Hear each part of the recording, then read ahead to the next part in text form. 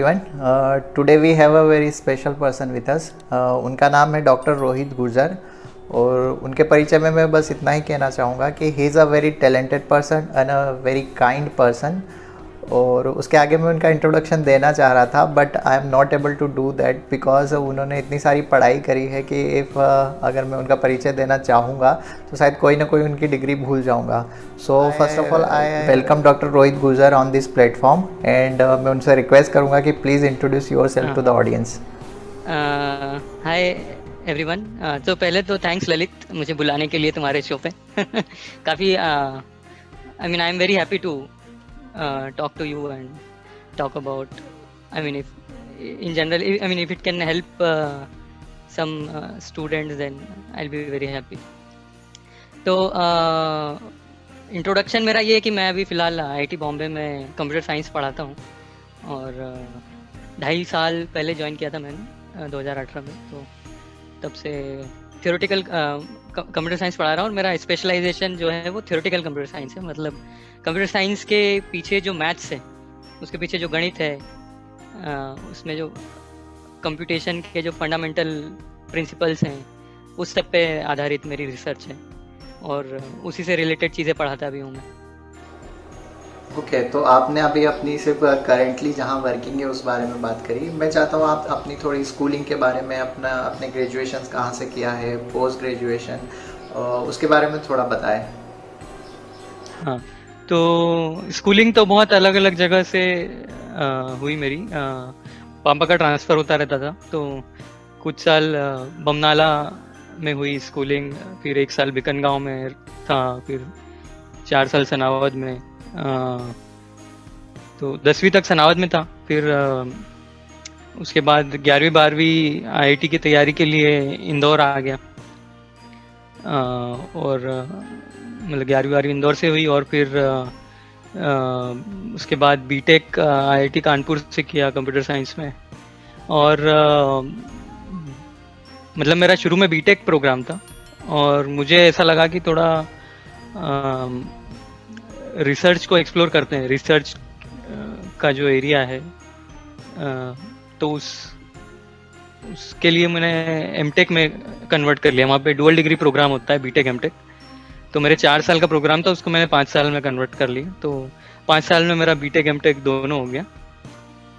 तो I mean मेरा BTech के बाद थोड़ा मुझे डाउट था कि मुझे प्रोग्रामिंग कोडिंग वाली जॉब करना है या नहीं, उसमें इतना मज़ा आएगा या नहीं आएगा. और इन जनरल कंप्यूटर साइंस में मेरा ज़्यादा इंटरेस्ट जो गणित या मैथ्स से रिलेटेड चीज़ें हैं उसमें ज़्यादा मेरा इंटरेस्ट था. इसलिए भी मैं थोड़ा रिसर्च की ओर ज़्यादा इंटरेस्टेड था. तो फिर मेरा एमटेक ख़त्म हुआ और तब एमटेक ख़त्म होते होते मुझे क्लियर था कि अब मुझे रिसर्च की लाइन में ही जाना है. उसी में मेरा मुझे मतलब रिसर्च में यह है कि आप हर वक्त कुछ ना कुछ नया सीखते हैं, नई नई चीज़ों के बारे में, नए नए सवालों के बारे में सोचते हैं. तो वो सब करने में मुझे काफ़ी मज़ा आता था और मुझे लगा कि आगे चल के शायद यही करूँगा तो ज़्यादा सेटिस्फैक्टरी जॉब होगी मेरी. तो इसलिए मैंने पीएचडी करने का सोचा और पीएचडी के लिए मैंने कुछ जगहों पे यूएस में भी अप्लाई किया था, वहाँ कहीं हुआ नहीं मेरा. तो फाइनली इंडिया में 1-2 जगह हुआ था, तो मैंने आईआईटी कानपुर में ही एडमिशन ले लिया पीएचडी के लिए. और फिर 5 साल उसमें लगे आईआईटी कानपुर, 5 साल पीएचडी हुई, तो टोटल मेरे 10 साल हो गए आईआईटी कानपुर में. मतलब 5 साल बीटेक एमटेक के और 5 साल पीएचडी के. बिल्कुल, काफ़ी लंबा एक्सपीरियंस रहा आपका आईआईटी का. तो बाकी लोगों को मैं बताना चाहूँगा कि आपका जो आईआईटी जेईई में रैंक था, ऑल इंडिया रैंक 73 था. तो आईआईटी में 73 रैंक लाना मतलब अपने आप में एक बहुत बड़ी अचीवमेंट है. तो जब रिज़ल्ट अनाउंस हुआ, आपका सिलेक्शन हो चुका था, उस टाइम पर आपका क्या रिएक्शन रहा और फैमिली का क्या रिएक्शन रहा? मतलब नेचुरली सब लोग काफ़ी खुश थे और मतलब मैं भी खुश था. शुरू में तो थोड़ा विश्वास नहीं हुआ मुझे कि मैं इतनी 73 नहीं एक्सपेक्ट कर रहा था. मतलब जिस तरह से एग्ज़ाम हुई थी, एग्ज़ाम देने के बाद इतना तो कॉन्फिडेंस था कि हो जाना चाहिए सिलेक्शन, बट रैंक 100 से कम आ जाएगी इतना मुझे कोई कोई हिंट भी नहीं था कि ऐसा भी हो सकता है, तो थोड़ा शुरू में काफ़ी सरप्राइजिंग भी था। बिल्कुल। जहाँ तक मेरा नॉलेज है तो शायद आपने अपनी स्कूलिंग हिंदी मीडियम से ही करी थी, तो आपकी स्कूलिंग कहाँ से हुई थी और क्या आप हिंदी मीडियम के ही विद्यार्थी रहे थे? हाँ, हाँ। तो मतलब उस वक़्त तो सनावद में तो कोई शायद मेरे ख़्याल से कोई इंग्लिश मीडियम स्कूल नहीं था सनावद में, बड़वा में था। तो हाँ, 10वीं तक हिंदी मीडियम ही था। उसके पहले बीकन गाँव, बमनाला, यहाँ सब भी हिंदी मीडियम ही था ऑब्वियसली। लेकिन लोग इसको काफ़ी इस बात को काफ़ी महत्व देते हैं कि कोई हिंदी मीडियम में था या इंग्लिश मीडियम में था। मुझे नहीं लगता कि उससे कोई ख़ास फ़र्क पड़ता है आगे चल के। और कम से कम मुझे नहीं इतना फ़र्क पड़ा। बिल्कुल, आप जब उस एनवायरनमेंट में जाते हैं तो एनवायरनमेंट के अकॉर्डिंगली आप सीख जाते हैं। ये ज़रूर है कि इंग्लिश सीखना, इंग्लिश में लिखना, पढ़ना, बोलना, ये सब आज की तारीख में बहुत ज़्यादा ज़रूरी है। और मतलब उसके बिना कहीं भी आगे बढ़ना मुश्किल है। लेकिन इंग्लिश सीखने के लिए इंग्लिश मीडियम होना ज़रूरी नहीं है। मतलब इंग्लिश एक अपना सब्जेक्ट है। आप हिंदी मीडियम में भी पढ़ते हुए 12 साल रोज इंग्लिश की क्लास होती है, तो उतने टाइम में तो तुम एक या 2-3 भाषाएं सीख सकते हैं। तो मतलब ये है, किसी किसी का लक अच्छा होता है, पढ़ाने वाले कभी अच्छे मिल जाते हैं। तो जैसे हमारे यहाँ सनावद में एक शुक्ला सर हैं, बिल्कुल, हाँ। तो मेरी किस्मत से मिल गए, तो थोड़ी बहुत इंग्लिश में तब भी सीख गया। और बाकी आईआईटी में तो मतलब काफ़ी लोग थे अपने आसपास जिनकी वजह से सीखा मैं इंग्लिश। मतलब आईआईटी में गया तब तक भी बहुत कोई खास इंग्लिश नहीं आती थी, बोलना तो बिल्कुल नहीं आती थी, थोड़ा बहुत समझ लेता था। और उस वक्त तो मैं इतनी बुक्स, इंग्लिश की बुक्स पढ़ने में भी मेरा मन नहीं लगता था। मैं बुक्स पढ़ना भी अवॉइड ही करता था इंग्लिश वाली। लेकिन फिर धीरे धीरे खासकर वहाँ जो साउथ से लोग आते हैं, जो स्टूडेंट्स, वो लोग हिंदी नहीं जानते तो वो इंग्लिश में ज़्यादा बातें करते हैं। तो फिर उनसे बातें करते करते आप भी थोड़ी बहुत इंग्लिश सीख जाते हैं। तो जैसे आपने आईआईटी कानपुर से अपना बीटेक कंप्लीट किया, BTech plus MTech in computer science, तो उसके बाद में फैमिली का प्रेशर था कि आप जॉब लेके सेटल हो जाओ, या फिर आपने सोच लिया था कि नहीं, मुझे पोस्ट ग्रेजुएशन के बाद में पीएचडी करना ही करना है? नहीं, ऐसा कोई प्रेशर तो बिल्कुल भी नहीं था। मतलब भैया की जॉब ऑलरेडी हो ही गई थी, तो वो तो कर ही रहा था। तो ऐसा कोई घर, ऐसा मतलब कुछ घर पे ऐसी कोई खास ज़रूरत नहीं थी कि मुझे तुरंत जॉब करने की ज़रूरत हो। तो मतलब घर वालों की तरफ से तो कोई वो नहीं था कि क्या करना है। मतलब तो मेरा जिसमें इंटरेस्ट था मैं उसमें ही निकल गया। बिल्कुल, घर साइड से बिल्कुल फ्री थे, तो फिर आपने सोचा पीएचडी करना चाहिए। तो पीएचडी के बाद जैसे कि आप यूएसए गए, वहाँ शायद नौकरी करी आपने, उसके बाद जर्मनी गए, इजराइल गए, वहाँ से भी पढ़ाई करी। तो जो दूसरी कंट्रीज़ का क्या एक्सपीरियंस रहा आपका? हाँ, तो पहले तो मैं ये बता दूं कि जो यूएसए, जर्मनी, इजराइल, ये तीनों जगह मेरा सेम ही चीज़ थी। अब उसको जॉब कहें या पढ़ाई कहें ये क्लियर नहीं है। लेकिन उसको कहते हैं पोस्ट डॉक्टरल रिसर्च। मतलब पीएचडी के बाद वाली आप कुछ साल रिसर्च करते हैं। और उस मतलब ये जो पोजीशंस होती हैं ये लिमिटेड ड्यूरेशन की होती है, 1 या 2 साल की ही पोजीशन मिलती है। तो उस समय में बेसिकली एजेंडा ये है कि आप सिर्फ रिसर्च पे फोकस करें और कुछ नया, कुछ अच्छा रिजल्ट्स प्रोड्यूस करने की कोशिश करें। और आगे चल के आईआईटीज में या और भी किसी भी यूनिवर्सिटी में अगर आपको फैकल्टी जॉब लेना है तो ये पोस्ट डॉक का एक्सपीरियंस ज़रूरी होता है। तो वही चीज़ मैंने जर्मनी में 1 साल, इजराइल में 1 साल और यूएसए में 1 साल की। तो अब उसको जॉब कहना है या पढ़ाई कहना है वो देख लो। तो तुम्हारा सवाल है कि वहाँ पे क्या अलग है यहाँ से। तो वैसे तो मतलब पहले अगर यूनिवर्सिटी की बात करें कि एकेडमिक माहौल वहाँ पे और यहाँ पे कैसे अलग है, तो एक चीज़ ये है कि यहाँ पे स्टूडेंट्स और टीचर्स के बीच में एक थोड़ा गैप है। मतलब एक स्टूडेंट्स के मन में एक थोड़ा रिस्पेक्ट या या थोड़ा डर भी कहें, जो भी है, एक डिस्टेंस है। मतलब खुल के अपनी बात नहीं रखते हैं स्टूडेंट्स, या कोई सवाल नहीं उठाते हैं। मतलब कि ये कह सके कि ये ठीक नहीं लग रहा है। अगर मान लो टीचर ने कुछ बताया, कुछ तुम्हें उसमें डाउट है, या ऐसा लग रहा है कि शायद इसको किसी और तरीके से भी किया जा सकता है, तो इस तरह के सवाल जरूर उठते होंगे, लेकिन वो बोल नहीं पाते हैं।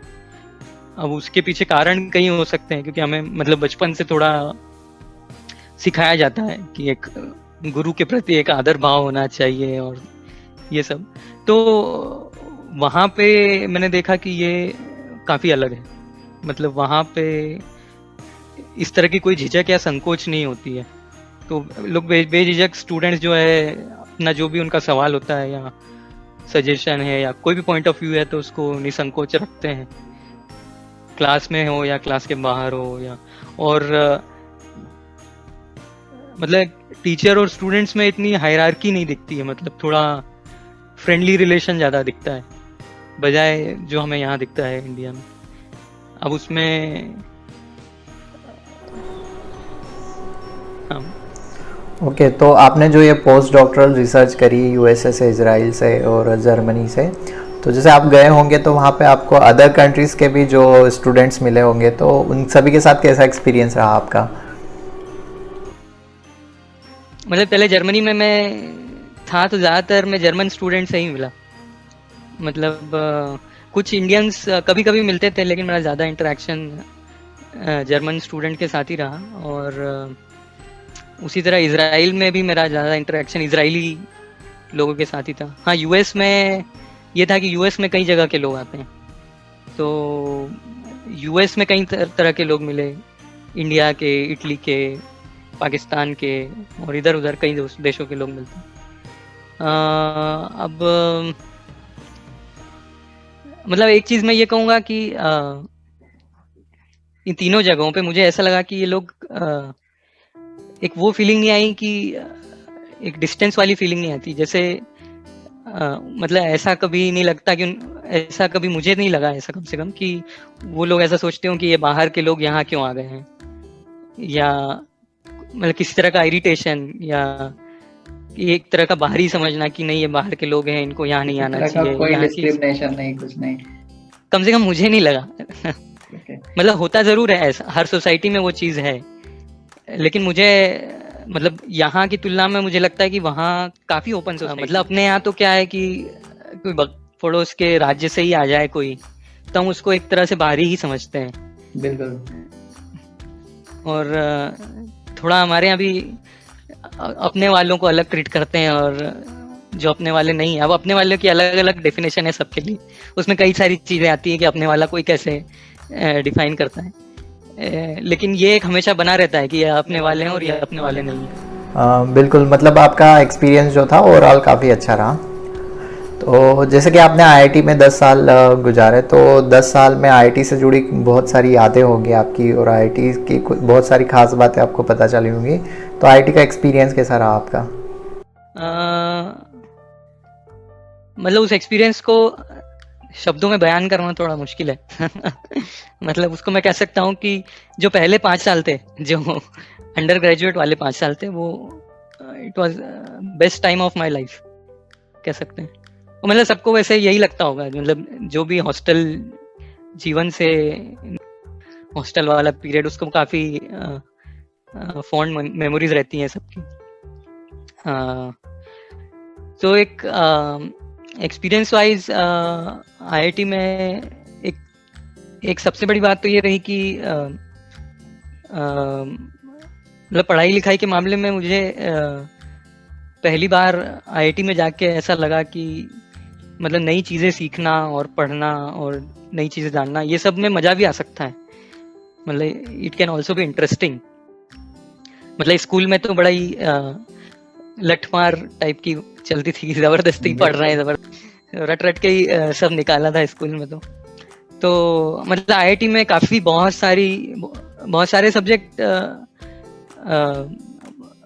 नहीं भी लगे इंटरेस्टिंग, लेकिन कम से कम 50% कोर्सेस ऐसे थे जो काफ़ी इंटरेस्टिंग भी लगे। और वहाँ जो पढ़ाने का तरीका था टीचर्स का, और मतलब एकदम नया एक्सपीरियंस था, मतलब वो पहले हमने कभी स्कूल में देखा नहीं होता है वैसा था कि मतलब आप काफी इसको एंजॉय, मतलब लर्निंग को भी आप एंजॉय कर सकते हैं, ऐसा पहली बार एहसास हुआ।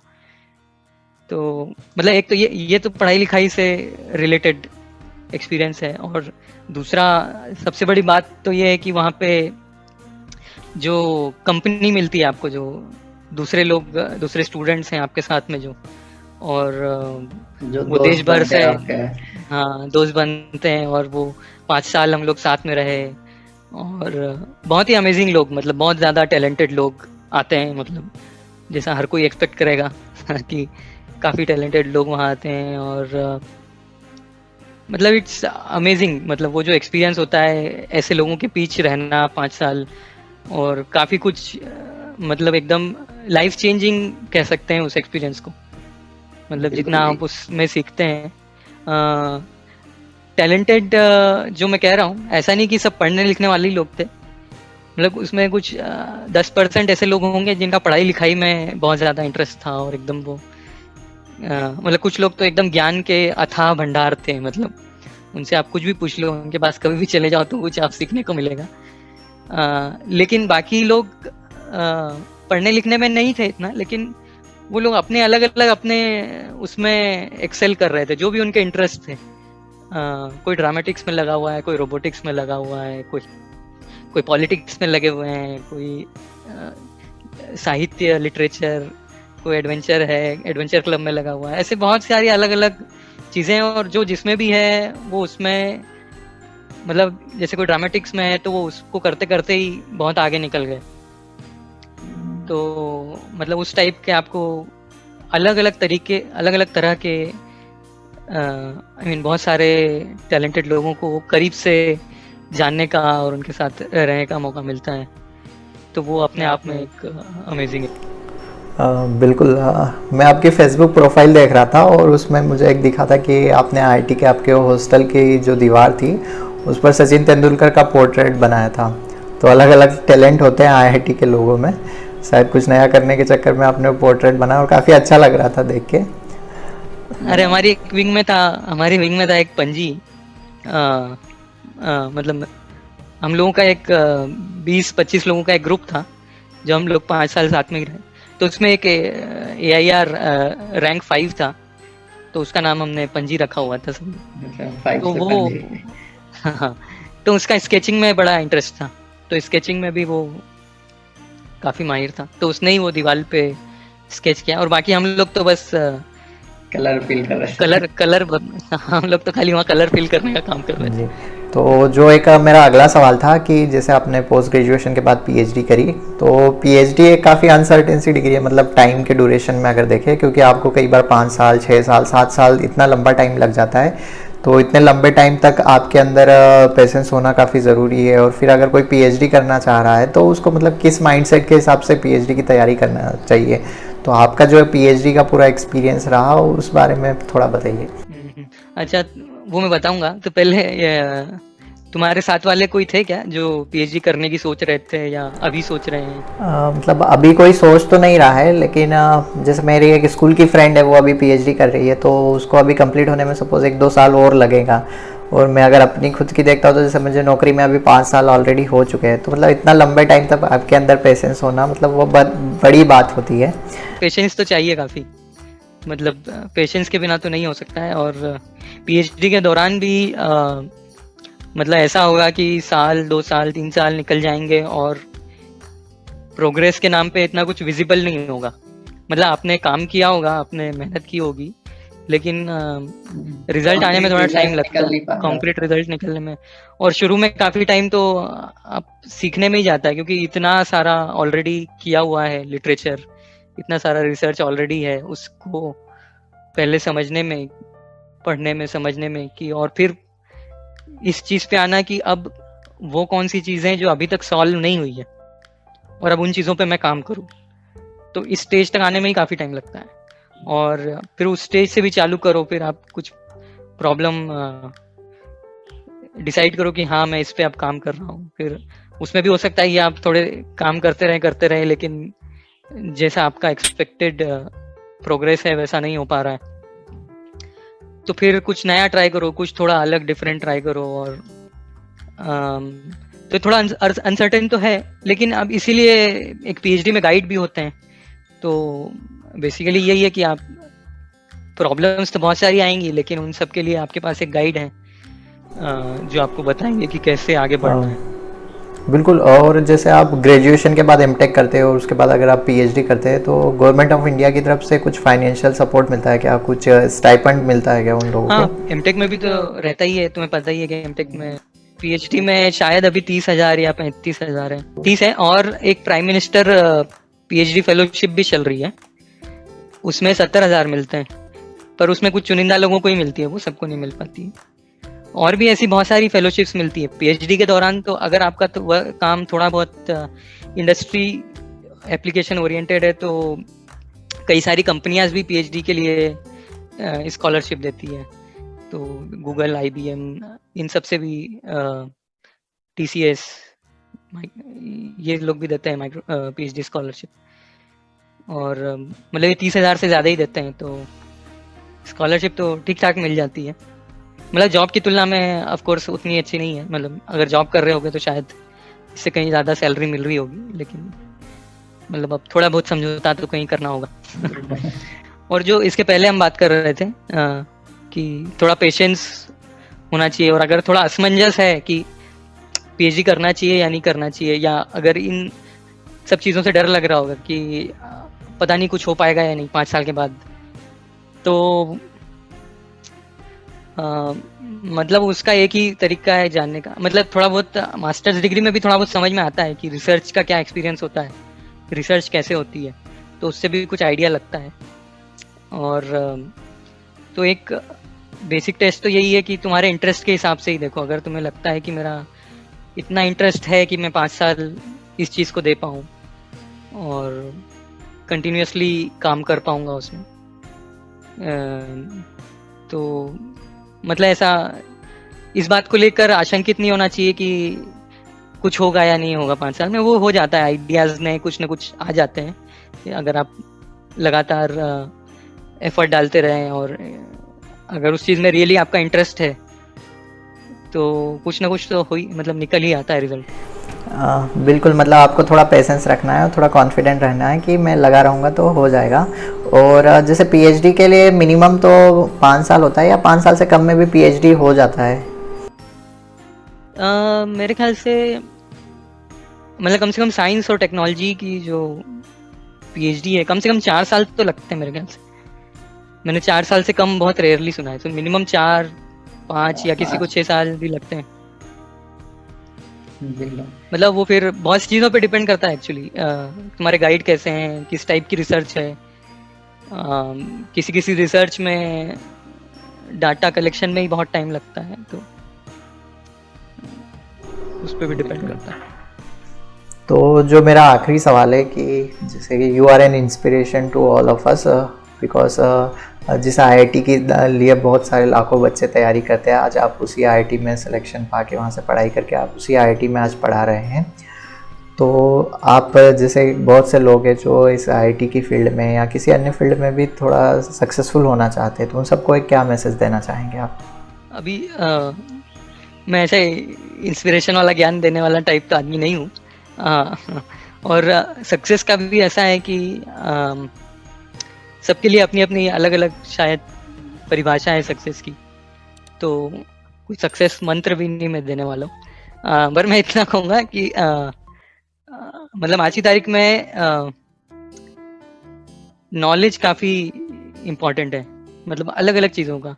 तो पढ़ते लिखते रहो, सीखते रहो नई नई चीज़ें, एक ललक हो अगर सीखने की कुछ न कुछ नया, तो कुछ अपना इंटरेस्ट भी बना के रखो। मतलब सिलेबस है, स्कूल का सिलेबस है, कॉलेज का सिलेबस है, वो तो ठीक ही है, लेकिन इसके अलावा भी बहुत सारी चीज़ें हैं, दुनिया में बहुत कुछ है।